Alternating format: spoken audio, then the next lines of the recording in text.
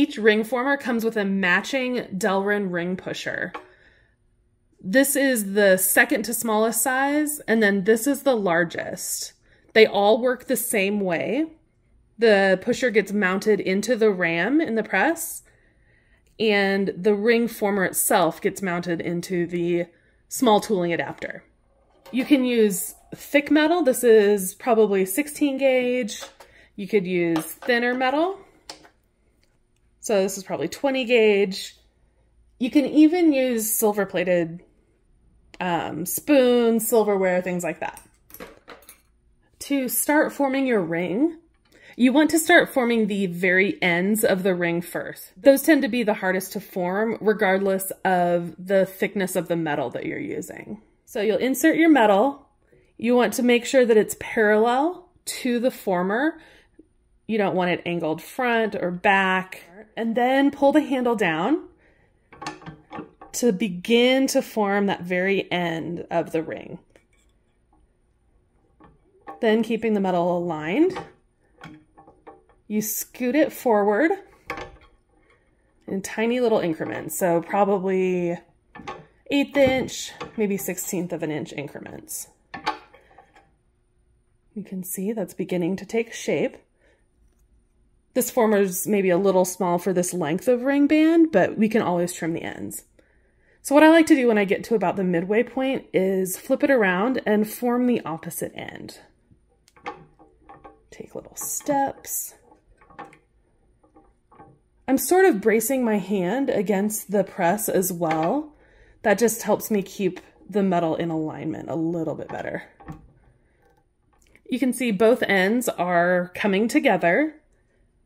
This will make a band with an overlapping shank just because the diameter of the former is a little smaller, but that is perfectly fine. Now that we have both ends formed, we're going to just slide it back onto the former and begin to form the center section.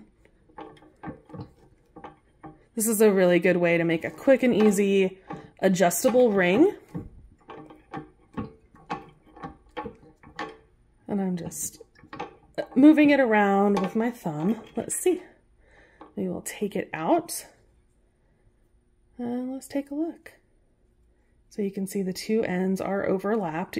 If this is the size ring that you wanted to make, you could trim both of these ends, slice through both levels here, and then solder the ends together to create a little pinky ring or just another small ring. So it's that easy. This was thin metal, so this was about 20 gauge. I will show you how it works with a thicker gauge. Okay, this is 16 gauge. It's full hard. It has not been annealed. I'm going to do the same thing. I'm going to insert the metal, make sure it's straight and in line with the former.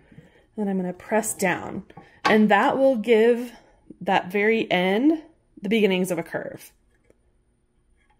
So we will scoot it forward about 1/8 of an inch, press again, and you can see the metal it's forming just as easily. You may need to form the strip a couple of times, go back and forth a little bit if you take too big of steps. But it's pretty simple. I'm just keeping the metal in line, scooting it forward.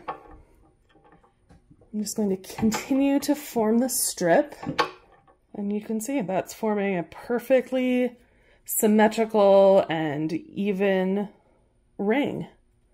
Now what you can do after you've formed your strip, so let's say you wanted your ring to be this size. I would, before forming it, cut your metal to slightly longer than you need the shank to be, then form it, and then you can make minor adjustments later using a ring mandrel and a rawhide mallet. This is probably closer to 14 gauge. I'm going to put the end of the strip about in the center and scoot it forward. This is forming a lot easier than the full hard metal, so I'm just advancing it, continuing to advance it, and there we go. These are perfectly formed cylindrical shapes that you can use for a ring. You could make a small box. You could use them to make a match holder. Really, the possibilities are endless. I also wanted to show you that you can use the ring formers to form silver-plated silverware. Ideally, you do not want to use stainless silverware. That may be a little bit too hard for the Delrin to handle, but most silver-plated silverware, you'll be fine. So it does take a little bit more effort, but you can see that has started to begin to be formed. You would want to start with the thickest or the widest section of whatever spoon or knife that you're using. Form that thick or wide section first, and then continue to form. It's taking a little bit more effort, but it is still working. Forming, it's nice and smooth.